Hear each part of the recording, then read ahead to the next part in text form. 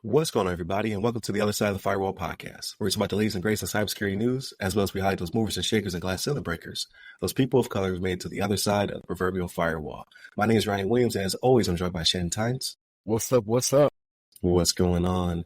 And then the full team is here, so we have Chris Abacan. What's going on, everybody? And Daniel Acevedo. How's it going, guys? What's going on? So please continue to tune in throughout the week. So Monday and Tuesday are topics, Wednesday discussion, Thursdays Ask a CISSP, and then Fridays everything else. I know last week was jacked up. I was sick. Sorry. This week I hope to have everything out on time. If you're hearing this and it was late, I failed. I apologize. Definitely continue to like, share, subscribe, all that good stuff. We're at over 440 subs, so we're danger close to 500. So please continue to share our content and subscribe. But without further ado, I'll give it to Shannon. All right, everybody. This first article is from CNN Business, written by Matt Egan and Sean Lingas. And the title of this one is Nearly All AT&T Cell Customers' Call and Text Records Exposed in a Massive Breach. So if you pay attention to the podcast, you already know this has happened before, right? I think it was back in March or April. I think it was April, where they had an issue where they had a bunch of their data that was leaked, right, with AT&T. And I remember this because one of my coworkers has AT&T, and I was making fun of him. And I was like, "This is why we can never talk to you on the phone. Why you always have issues, and why you never get our messages." We were joking with him, but this is actually a different breach that they've had now. So in the span of, not quite 3 months, they've had two major data breaches at AT&T. But this one is call and text message records from mid to late 2022. Tens of millions of AT&T cell phone customers, right? And a lot of non-AT&T customers got exposed in this data breach, right? So what it was the information for, I don't know if you guys ever log on and look at your like cell phone records or anything like that. I haven't in a while, but it'll show the numbers of who you called, where your incoming calls are coming from, text messages that you're getting text messages from. No information in the text message, mind you, right? Which is the same thing here, right? There's no pertinent information as to what was in the conversations or anything, but it shows those numbers, right? So even if you're not an AT&T customer, if you're an AT&T customer that called someone for T-Mobile, Verizon, one of these other smaller ones, right? Like Cricket and, whatever the other ones are that are out there, which usually are smaller versions of the bigger parent companies anyway, right? Like they're provided by Verizon or AT&T or whatever. But that information actually got out, right? So yeah, this is AT&T just got a bad stretch, man, and it seems like every week we're on here talking about this, and these breaches just seem to be affecting more and more people, right? So it's not even if you think you're with a company that's doing right or doing well when it comes to cybersecurity, things like this can happen to where you see it and you're like, man, I'm not even an AT&T customer, but because someone, whether it be a coworker or a friend or whatever, has called me or texted me, now my number is out there, right? Which in this day and age, your number is probably out there anyway. We've probably voluntarily given it to somebody anyway, right? To sign up for, whatever that car was at the mall that you thought you could win if you enter that raffle or whatever it may be, right? So like, it's not like we're not giving our information out there to everyone anyway. But yeah, like AT&T is just having a rough go of it, man. And it's just one of those things where it doesn't matter what you do. And this is the age we live in, right? Because we communicate with people so easily, or because it is so easy for us to communicate with people. This is the second and third order effects of that, right? So now, even if you're not a customer, you need to be on the lookout for, getting spam text messages and things of that nature, right? Because your number's been put out there in a data breach. You know what I'm saying? But let's go this way. Daniel, what's your thoughts on this, man? No, definitely a lot of good points and highlights of the article. It was a long read. It was a good read. Kind of like what you alluded to already in your intro here. I was like reading through the article and kind of starting to feel like, okay, so what, right? Yeah, they didn't receive the data of the call or the text message, like what was in the body of the message. So I was like, okay, they have the phone numbers, who they're messaging, and like the frequency of it, right? But, like you were saying, a lot of that information, third-party providers even sell that data to telemarketers and that kind of stuff. Or when you sign up for things, that information is kind of out there. So I was like, okay, where's the data? What is the crux of this? On the last third of this article, they hit a lot of like really good points and a lot of scary points, right?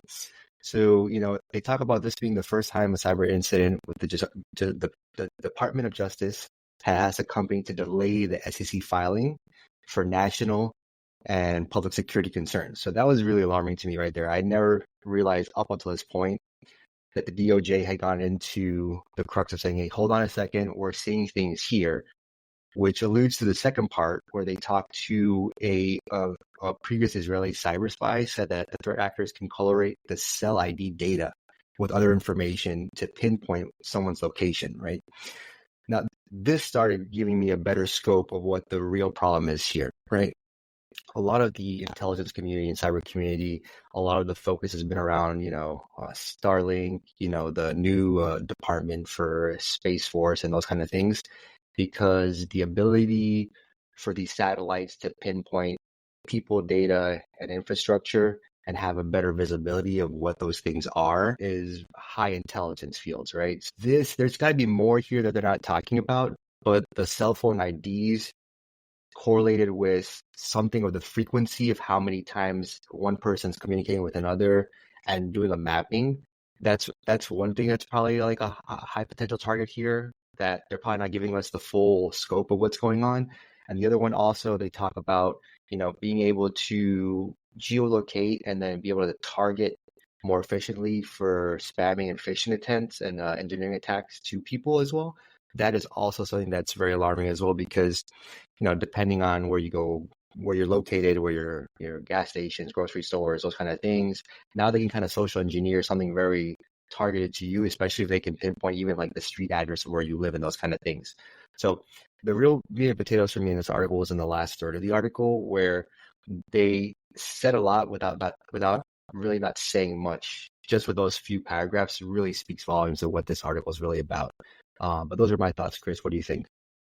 Yeah, I mean, you hit the point right in the head right there. I mean, specifically with that Israeli spy, he specifically mentioned now that you could pinpoint people at specific locations to include in the article the White House and Pentagon.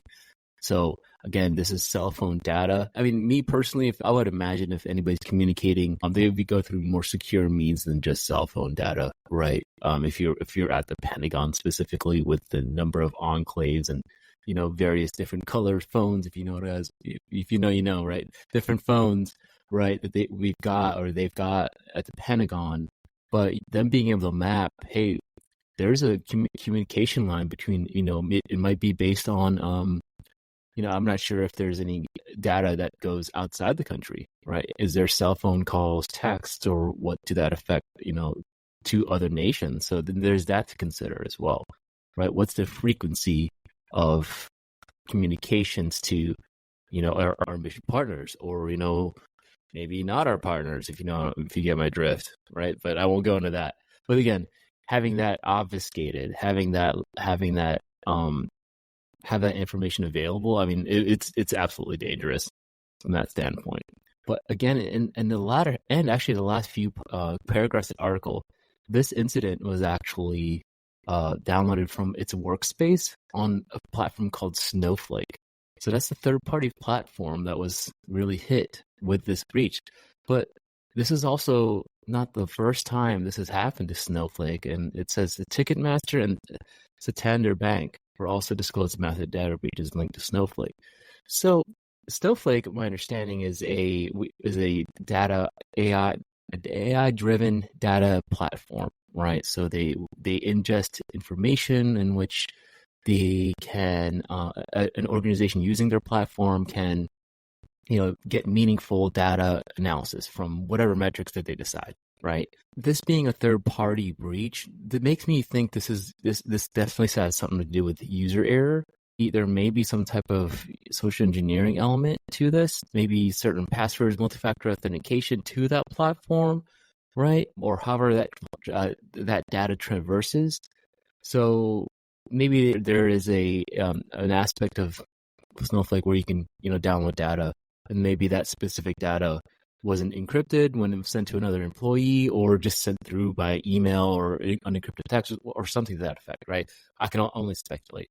But really, it's a cloud platform, right? It's a cloud platform. It's on the FedRAMP marketplace, right? So it's got, we know some controls are in place. So it's just, I find it interesting that Snowflake again is involved in this. So based on the article, there have been verified investigations by third-party experts, cybersecurity experts at Mandiant and CrowdStrike, but there was no evidence that it was caused by a vulnerability misconfiguration, or breach on Snowflake's platform. So to me, just reading between the lines, I think it's user error or some type of social engineering. So that's all I had to say. But Dan and Shannon really covered it pretty well. Ryan, what do you think? Like, share, subscribe. There you Out of the go. way. There it is. So I think this falls into the same category as, because we talked about the Ticketmaster incident happened first, or at least it was disclosed first, and then we went into Snowflake, and it all signs point that it's not Snowflake's fault. It was an aggregate of data on the interwebs, right? So the keys to the kingdom were basically out there and leaked, but Snowflake's been cleared of all wrongdoing in that regard. Based upon the third-party analysis. This is just another company that went through Snowflake, and then Snowflake, obviously, the keys of the kingdom were kind of put out there to the interweb. So I think they're still in the clear in this regard, but it is dragging their name through the dirt or the mud or whatever the saying is. But with that being said, I think you guys hit the nail on the head. It's like the implications are the metadata. That's why the Department of Justice had to jump in and then delay this because it does allow patent of life and things of that nature. And I'm sure they did it for the masses, right? They're trying to protect us, the people. But I believe more importantly, for their investigation, there's probably an AT&T contract that has policymakers, lawmakers, and things of that nature are probably carrying around phones that are traversing AT&T network. So more importantly, they're like, check this data to make sure there hasn't been patterns of life built up about these people, make sure they're not targeted or things of that nature snatched up, because we now know that they go to Starbucks every day and they make a text to hopefully their significant other, if not their mistress, and they buy their code ruined, right? So I think that's what they're really scared about, is that the wrong person get a hold of this data and they can say, okay, this number is associated with Senator blah blah blah, and this is their routine, and now we know where to scoop them up at. So I think that was more important to them than most. But what do you think, Shannon? So I got a quick question as we're going through, and you guys are making these very valid points, right? So I know there's minor differences, but what's the major difference between, like, when you talk about Snowflake being like cleared of all wrongdoing, right? What's the difference between that and the Metas and the X, formerly known as Twitters, being dragged out in front of some type of committee saying, hey, you're doing these things when it comes to what's hosted on your sites and we don't like it, right? Is it that they don't think this is important enough to really go after them for it, or what's the difference here? Because it seems I think it's because they did the due diligence to have a third party come in and investigate first. Like, hey, we got a breach. Let's notify. So they did notification like they're supposed to. And then they also had a third party come in and say, okay, based upon, I think because it was aggregate data, right?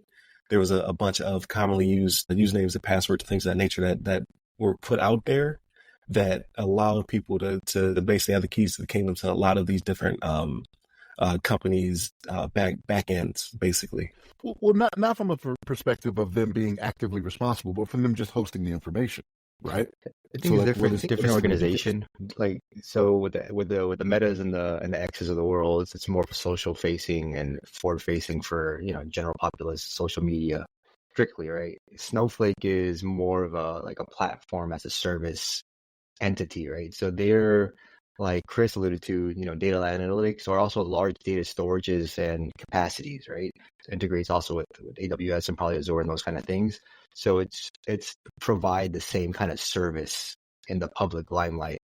Now, from a business standpoint, though, if I'm doing business with Snowflake, I probably would want them to be put in the same limelight as X and Meta, because they're large name organizations that are now having pretty big breaches or intrusions into their core infrastructure because of Snowflake as a result, right? Whether, I think Chris hit the nail on the head as well, because looking at it, they talk about it being like an illegal access point or an illegal download from Snowflake. So it makes me think that someone clicked the link somewhere or logged in somewhere where they weren't supposed to in some sort of way. And that kind of opened the door for that data to be replicated from AT&T into Snowflake. And since Snowflake was compromised, then that's how the data got out. Yeah, that's my thought about it. Snowflake. I'm not being sponsored by Snowflake, right? But I think in this regard, like the Meta, the Twitter, the Microsoft, those were built bad, and they should not have been. In this case, Snowflake didn't do anything wrong. Users did what users do. and caused the compromise. But I'm sorry, I cut you off, Chris. Yeah, no problem. I also think that to some degree, I'm sure based on their service level agreements, memorandums of understanding, that Snowflake has to, obfuscate the data that they get, right, from AT&T. I mean, I would imagine that there's some type of anonymization for these data sets, right? I mean, again, but numbers can be associated, off the data set, right? And they can be correlated outside of just the Snowflake data set. But hopefully there is some type of obfuscation, some type of masking done to protect some type of semblance of personal information on these platforms, right? And I think to your point, Daniel, Snowflake isn't, like you said, customer facing per se. It's an enterprise business to business type platform. So the general populace doesn't willingly put their information on Snowflake, right? Versus Facebook, Meta, social media. That stuff is really, I would say, it's more personal per se. I mean, on that, from that level, right? They more of their personal information, hobbies, yada yada. But this specific data is a little bit different. Yeah, I guess we'll see who the next company is that's involved in this, because I was going to say Snowball, but that'd be a really bad pun. But it's probably the third or fourth company we've discussed that somehow traverses or works with Snowflake, and it's all part of a bigger breach, right? So the only thing I wanted to mention was back. My bad, go ahead. Yeah, the only thing I was going to mention, though, on top of it all, we talked about Santander and Ticketmaster. A lot of the information that was exposed there is PII. You talked to some pattern of life stuff, and I think the main thing, the reason DOJ got in here as well, besides pattern of life and high value targets that can be targeted from this kind of attack, the geo mapping and the metadata from the cell phone ID stuff is crucial, because let's say it's in a senator's pocket or someone that works in the Pentagon or the White House. Now you got those cell phone IDs, you got that metadata geolocation. Now you can start mapping out those areas as well, which is, in the DOJ's eyes, military, those facilities aren't allowed to have cell phones or cell phone mapping or geolocation for those reasons, because we won't want that to be public knowledge, right? So I think that's another big reason why this one, out of all the other Snowflake cases, kind of is having such a big highlight point, right?